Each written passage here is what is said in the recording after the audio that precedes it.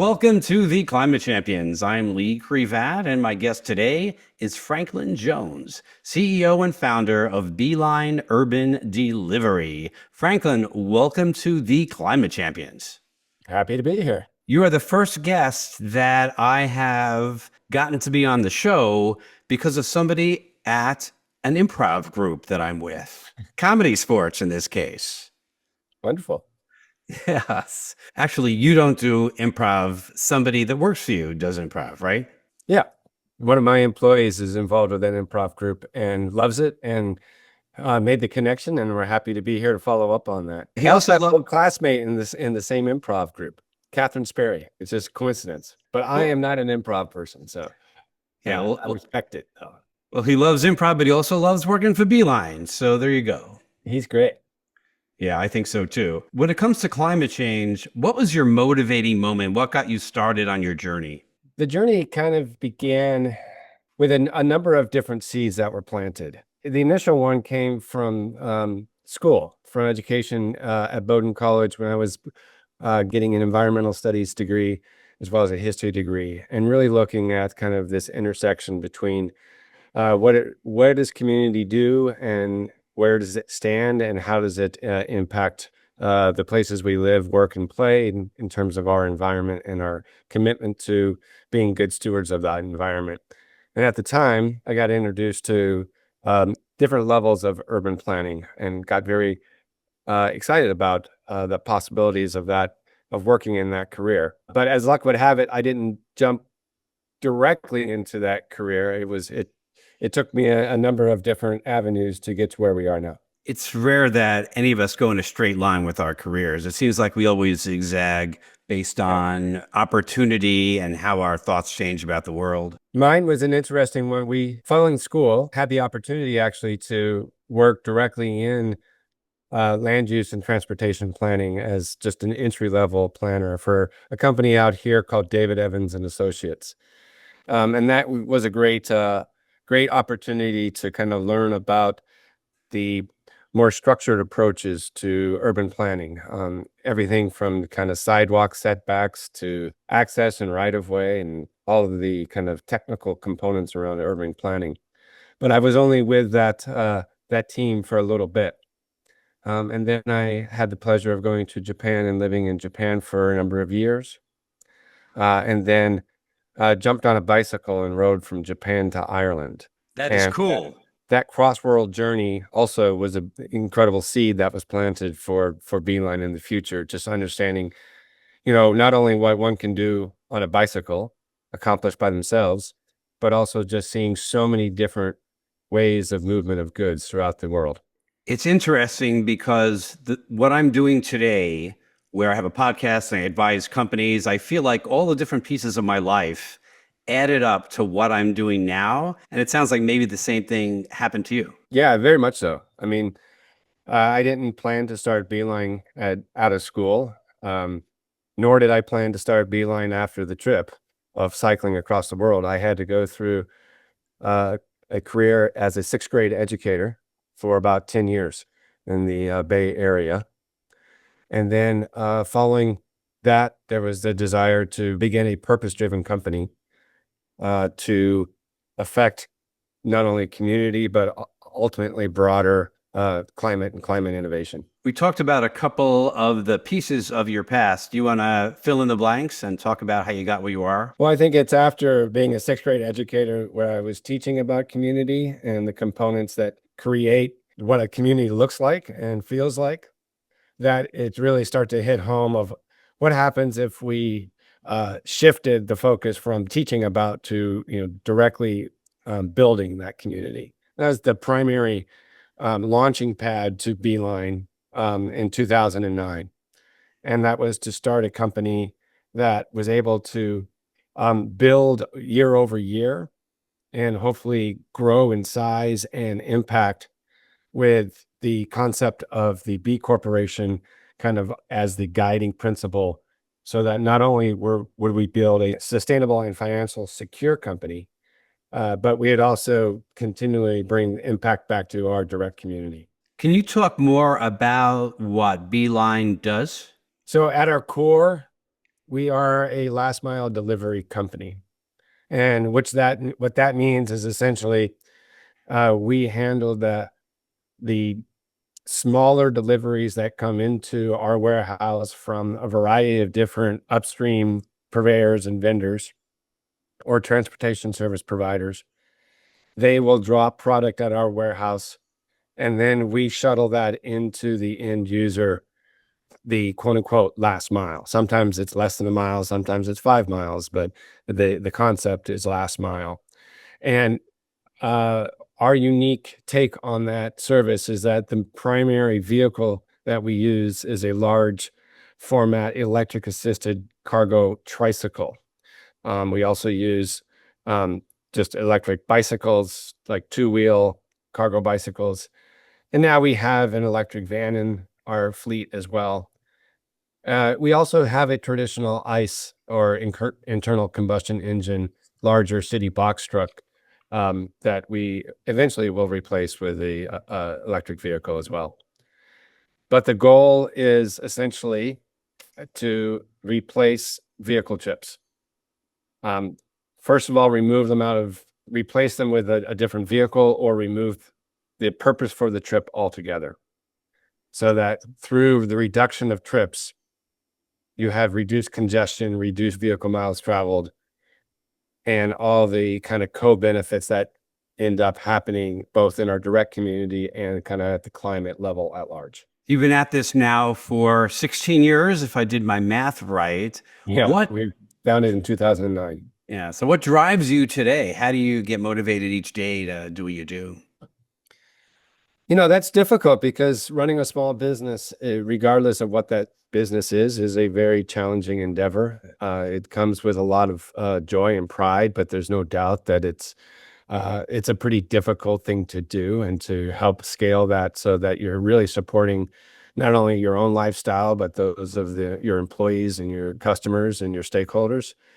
So that's both kind of a daunting thing to wake up to every morning, but also a motivation.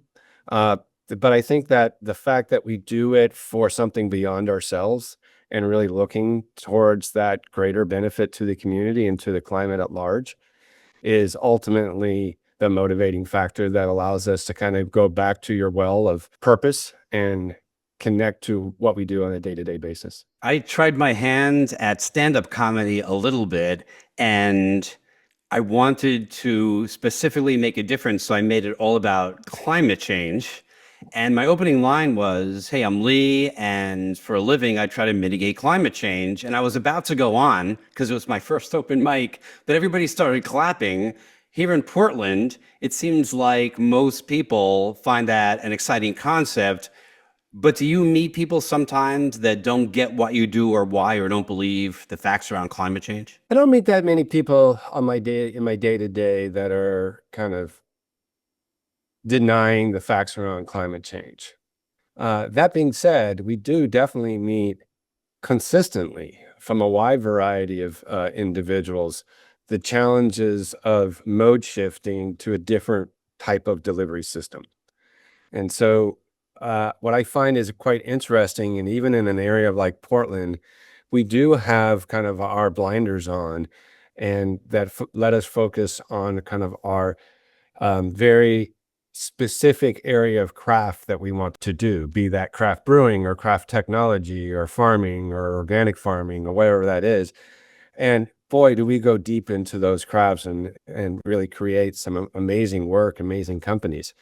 But crossing over and looking at a larger kind of systems approach, that becomes quite challenging. And so we run into that challenge on a day-to-day basis that says, even though we may be an organic farmer, or we may produce a product that we are producing for the purpose of climate change, how that product gets to market isn't really in our focus. And therefore, we're going to make a decision that might be more economically based. It might be more convenience based. It might be something that is actually kind of counter the end game of climate mitigation. What excited me about Beeline when I first heard about it was the fact that when I was in San Diego and I signed up for vegetable delivery, it would come in these trucks, old trucks that were pounding out pollution and GHG emissions. And I was horrified. I had signed up so that I could help people, help farmers, and reduce climate change. But instead, when I saw those trucks, I stopped because I wasn't helping at all. Yeah, it's interesting that you mention farmers and food and beverage. Unlike other companies in the United States and Europe that really focus on this industry that we call cycle logistics, Beeline really does primarily work in the food and beverage movement of goods. And our oldest and most consistent company is a company called Organically Grown Company, and they're the largest purveyor of organics produce in the Northwest. And what's really unique about this organization is that they really do have a systems approach, and they're looking at how do they eliminate fossil fuels from the entirety of their supply chain. So they may invest in providing farmers with an electric tractor, or they may be really looking at low till farming components as where to gather their supply chain.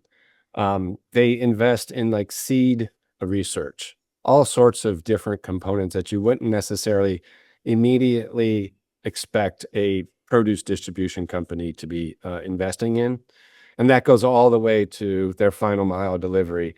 And it's been a wonderful relationship. We also work with small community supported agriculture, like you were mentioning. And in some cases, those work seamlessly. In other cases, it just doesn't make sense economically. You've been around 16 years. I'm sure you've had some setbacks. Can you talk about one of your biggest challenges? Our biggest challenge is constant cash flow, just like many small business. It's outside of climate mitigation. It's outside of transportation. It's really a small business challenge of capital. And I would say that where it connects is, we choose to do a business that at scale has lots of economic efficiencies. However, we are going upstream against cost associations and cost profiles that make components of our business more expensive to run. And then that cost equation can't really get passed on to consumers because at the end of the day, we're a transactional delivery company, and delivery is a cost that's often buried in the entirety of the supply chain. It must be difficult with Amazon offering free delivery to most people because they make that cost seemingly disappear. That is true. We have a paradox of convenience. We, as consumers, are really truly asking for our products to get to us more in an expeditious manner. We're asking for things to show up within the hour. At the same time, we're kind of saying, hey, why can't we find a better way, a more environmentally way, a more cost-effective way to move those goods? Well, the reality is that last mile is extremely expensive and extremely complex. And so that cost burden is happening someplace. And so the solutions of moving towards better transportation systems and better freight systems, we're beginning to see those solutions come into play. And psychologistics is very much one of the areas that urban planners, freight planners, and city officials are really looking at as a tool to help kind of balance convenience and the environmental impact. Can you talk about the success you've had that you're most proud of? There's a couple of areas that I'm quite proud of. One is just the customer relations and retention over the years. So while we work with hundreds of companies, most of them are very, very small, and some come and go quite frequently, as small businesses in the food and beverage world do.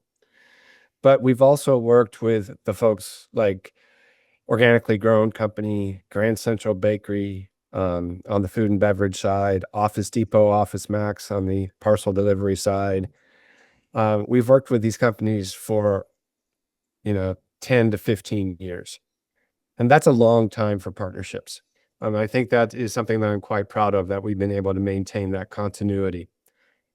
The other area that, as a small business and in terms of our stakeholders, we're very proud of is that there are a lot of individuals that have come through Beeline as staff and employees and have been exposed not only to the opportunity to work in what we call a green collar job, a job that provides a healthy lifestyle and a balance, but it's also, a commitment to folks that are coming in and really giving part of their life experience to something greater than themselves and really work for us, not only for the incremental paycheck, which is not big, but also most often individuals are working for us with that idea that they are participating in something that is greater than themselves. I love that. I love the term green collar job. I've heard it before, but not recently. I love it. Yeah, it's something that you know, we're really committed to doing. We're not always able to meet our goals in terms of providing the financial kind of freedom to our employees that we would like to, but we certainly don't let go of the vision of providing for our employees in our communities and really kind of leaning in more and more to a neighborhood and community centric ecosystem and network that, regardless of whether you're commuting or working or doing whatever you're doing, you don't need to have a vehicle to do that. So we can reduce the trips in the entirety of a ecosystem and not only in our kind of narrow business to business delivery world. When you look at the future, 10, 20, 30 years from now, what do you think the world is going to look like? How are we going to do? Oof. Short term, I think we're going to stumble. I think there's a lot of headwind right now, both not only in the larger shift away from internal combustion engines, but also just in terms of policies and actions from a federal level all the way down. We're going to stumble and fall for a little while, but hopefully we learn a lot in that process. And what we come out on the other side is really learning from the innovation and the commitments that are out there currently, and really adopting those innovations to a system in which the movement of goods looks very different. And often, whoever you look at, wherever you go, you're finding that these systems are becoming more locally based and they're shifting away from larger vehicles that have a large impact on our environment to much smaller, more nimble, more environmentally friendly vehicles. That's very promising. And you're seeing these from the likes of Amazon. You're seeing it from vehicle manufacturers like Honda of America. And you're really seeing something that is beyond kind of our immediate vision of what the world can look like. What advice do you have for people that, like you and your employees, want to make a difference? Patience. The gap between your day-to-day world and our vision of what we want to see the world look like is often so large that it's very frustrating. And we lose sight of that and we start to get impatient. And when that happens, then I think sometimes our ultimate vision slips and slides a little bit. I've never had patience as the advice, and I really like it. So thank you. Do you have any questions for me? Where have you found in your own world that bicycling and connects to like movement of goods versus just movement of people? I was once between jobs where I was working in Silicon Valley doing computer stuff, computer design, computer architecture. And I took a break. I'd had enough. I went back to New York where I was born. And I was just trying to get some easy part-time job. And people were just not hiring for part-time work Yeah. at that point in history. And I saw some ads, and there was an ad for walkers. And in New York City, people would walk legal documents and very important documents from one building, maybe 5 blocks, 1 block, a mile to another building. And so here I was in my own mind, a computer science hotshot, applying for a job, walking these documents, and I applied. And over the phone, they asked me if I had any experience. And I said, I've been walking since I was 2. Come on here. But that made them hang up on me. So I realized I wasn't going to be a walker. And I thought maybe about biking because my now wife used to bike in New York. I thought it was so scary, and she was trying to explain to me that I could do it. But in the end, I was just too nervous, so I didn't. But I really respect in New York how walking documents over or riding a bike through the city can absolutely be the quickest, most efficient way and very climate friendly to travel. Right now, when I go to New York, there are more bicycle riders picking up food at restaurants than there are people in the restaurant. That's how many people are ordering food via bicycle. And it's a fantastic thing to see that that is not impacting the environment. And we are moving food goods all over the city. Yeah. Yeah, it is. It's the efficiency of walking, the efficiency of bicycling, um, really is. It's fascinating, and it's one of the things that keeps me involved in the world of what we do, and keep building it at really a neighborhood level. Because at the end of the day, you can't go very far, and you have to really look at how do you service your smallest radius most effectively. So those are great. Those are great anecdotes of where you see it in your world. And what I find, the reason I ask that question is we often think of transportation as really moving people. But when we look at the greatest impact area, it's actually in the movement of goods because it has a disproportionate impact within the transportation sector because we tend to favor larger vehicles that are often out of innovation or date or whatnot. And not only that, but by their mechanisms of stopping and starting, they're creating congestion. And so we have a really big disproportionate impact of the movement of goods, everything from pallets of construction material to, somebody picking up your Thai food at your local Thai restaurant and to making it for a delivery. Almost every aspect of life connects with delivery at some point in time. And that area is, I think, just ripe for um, logistics to meet many co-benefits. And when you have the option, and not everybody does, to walk or bike somewhere versus take a car, for example, it's also very good for you. The exercise is very, very good from both of those activities. Yeah, I think the exercise, the connection to the individuals, there is something that is magical about not being, wrapped up in your own vehicle, and having to interact with other people, other uh, kind of forces, elements, etc. Sometimes, frankly, it sucks when it's 42 degrees and sleeting and you're out there working on a bicycle delivering goods. That's not very, it's not necessarily a joyful moment.